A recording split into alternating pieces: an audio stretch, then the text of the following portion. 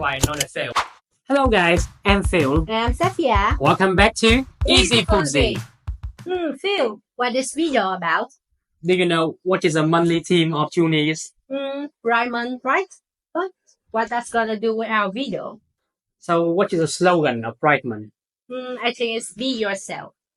Well, there you go. Wait, what? Like the slogan, we're gonna be ourselves and gonna make the honey without the bees. You're gonna be crazy.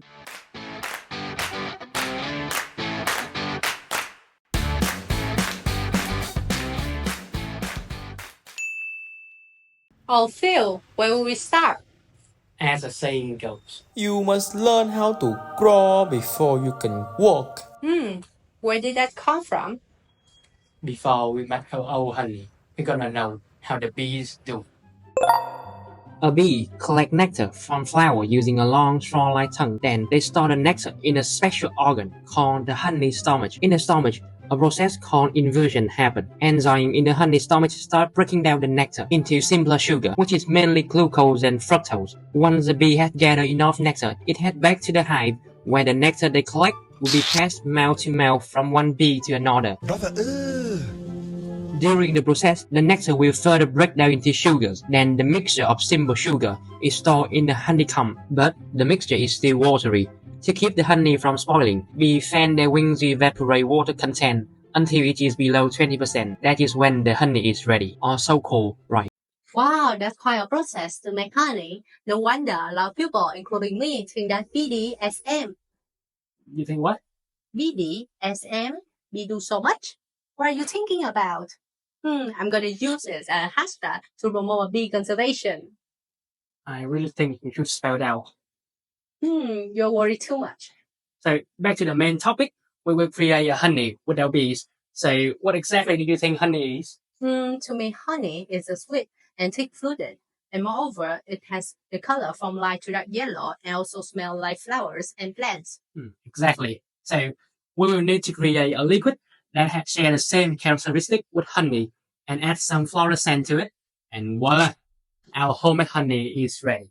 Okay, so let's realize ourselves, you get? Realize like becoming a bee. 3 days later. After some research, we have found a solution that has similar thickness to honey and sweeter than table sugar. That is inverted sugar. So to make inverted sugar, we will need some ingredient that can be found at any kitchen. However, before doing it, we're gonna add one secret ingredient. And the secret ingredient will be... no, not MSG. Just because we are Asian doesn't mean we add it to everything. Well, we just add it to our sauce, our soup, our grilling, our steaming, our stir frying. But not this time, okay? The secret ingredient for our honey gonna be rose water. It might sound strange, but we have found that rose water have quite similar scent to the honey. You guys should try it out and let us know what you think in the comment, right? Okay, so what do we need to make rose water? Well, name say it all. Just water and roses. It makes sense, right? There is a bouquet of red roses. Remember to use a red or pink one because we tried the white roses and it smells like boiled veggies. And now all we need to do is separate the petal. Alright, once we have the rose petal ready, make sure they are washed clean. You don't want any pesticide in your rose water. We need to put them in a bottle of water, turn the heat to medium or low, and cover it until the petal lost their color.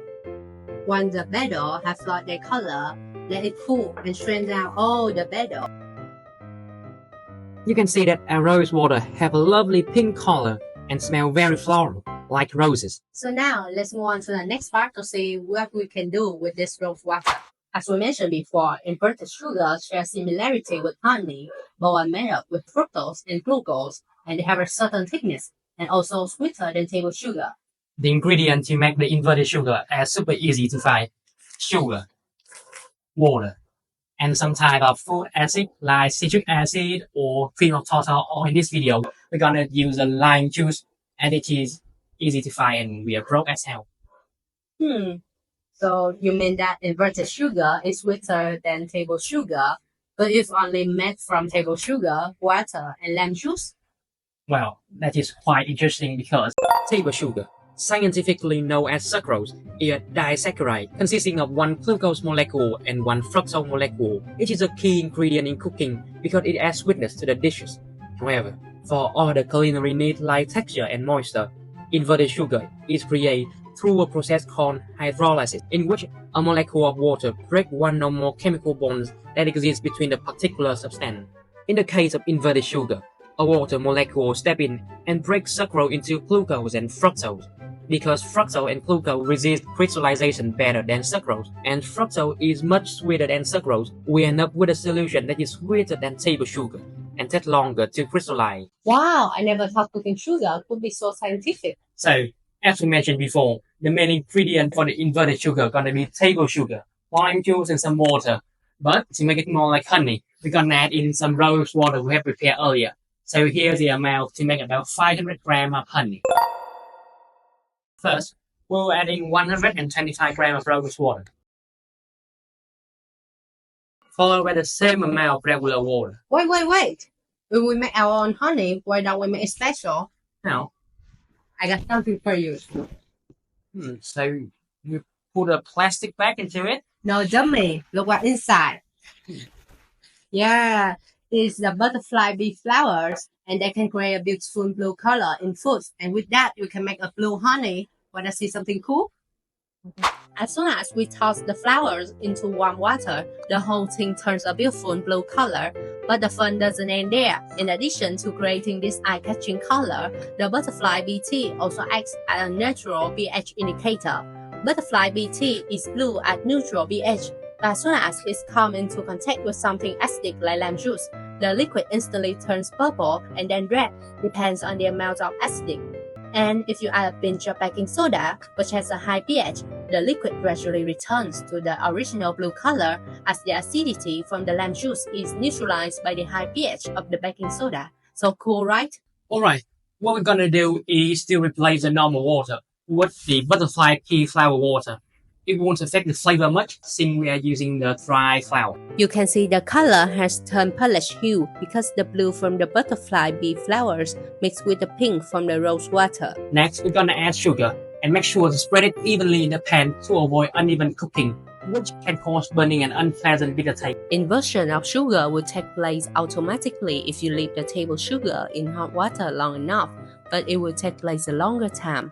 So we can speed up the reaction by adding acids, in this case, lime juice. The mixture is now turning a deeper purple.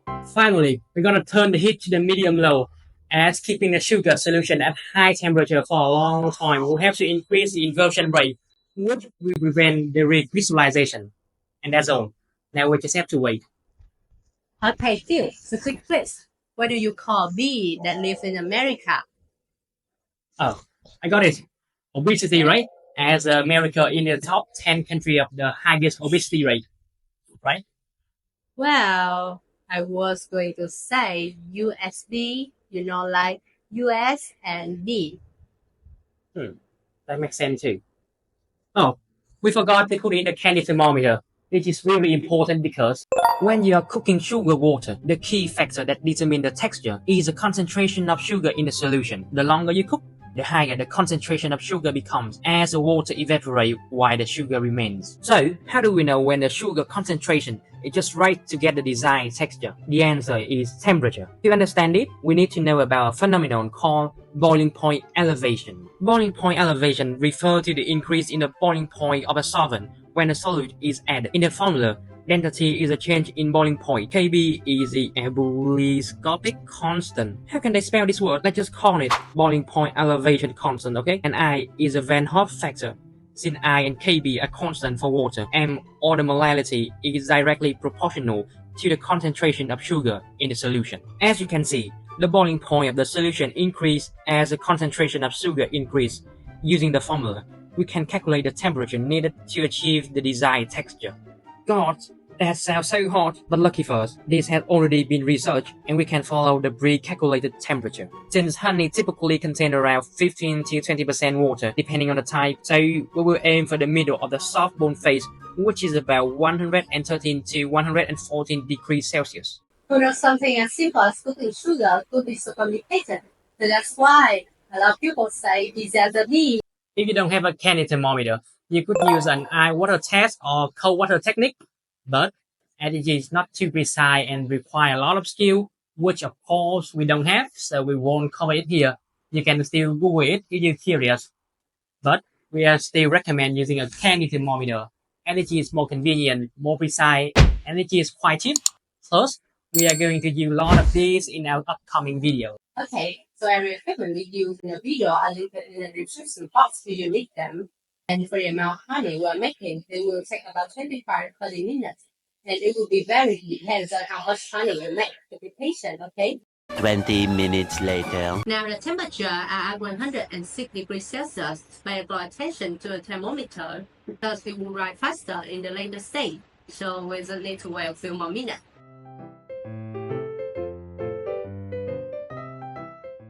Once we reach the desired temperature, remove the pot from the heat immediately to avoid overcooking.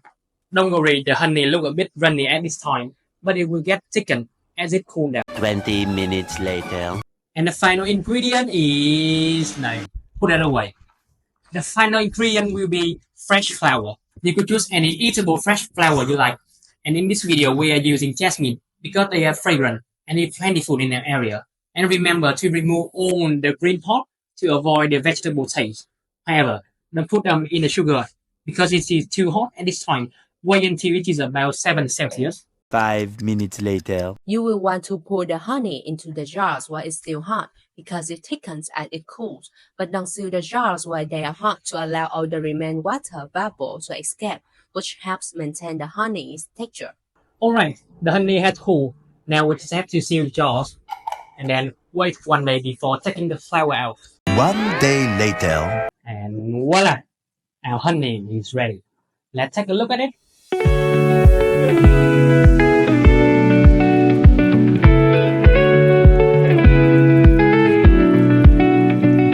Before we taste it and compare it to the real honey, why don't we check if we can pass those online honey tests? I thought you didn't believe in those tests. Yeah, exactly. That's why we're doing this. Let me grab some stuff for the test. 20 minutes later. Alright, the first step is to pour a little honey on a plate, add some water and swirl it around. If it is a real honey, it will show a honeycomb pattern because the honey has genetic memory.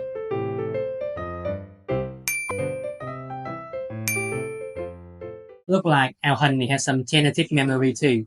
If it does, it should look like sugarcane, right? Or this head is just another scam. We believe that the hexagon shape is due to manufacture like density, viscosity, and surface tension, but absolutely not the genetic memory. Okay, so we can conclude the first test is a scam. And moving on to the second test, we'll put the honey into a freezer and it will freeze solid. It is real and it will take a while, so we'll be back after a few hours, okay? 1 day later. And we are back. Well, we put the honey in the freezer for 1 day to make sure it has enough time. So let's see what happens.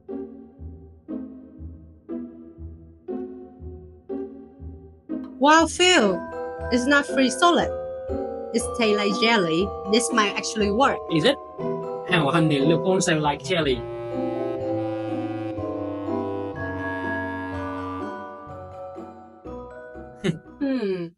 Wow, I think this test takes the water contained in the honey, so the less water it has, the lower the freezing point.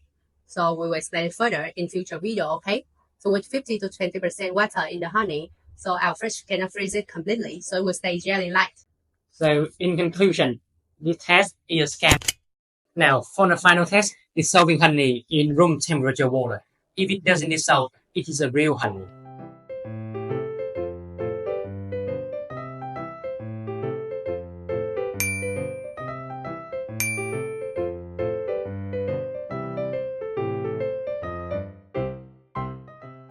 Look like another fail. We believe that the honey is a highly concentrated sugar solution, so it will dissolve eventually if there is enough water. But the high viscosity will make it harder to mix. So this is actually to check whether your liquid is thick enough, not to check the real honey, okay? Our test, our honey seems to make the standard of real honey. And if you want to make sure your honey is real or not, please check the label USDA or bring it to the professional lab. Alright, so our honey had passed the texture test. Now moving on to the best part, tasting it. So here we got some toast to use with 2 kinds of honey. Let's give them a taste.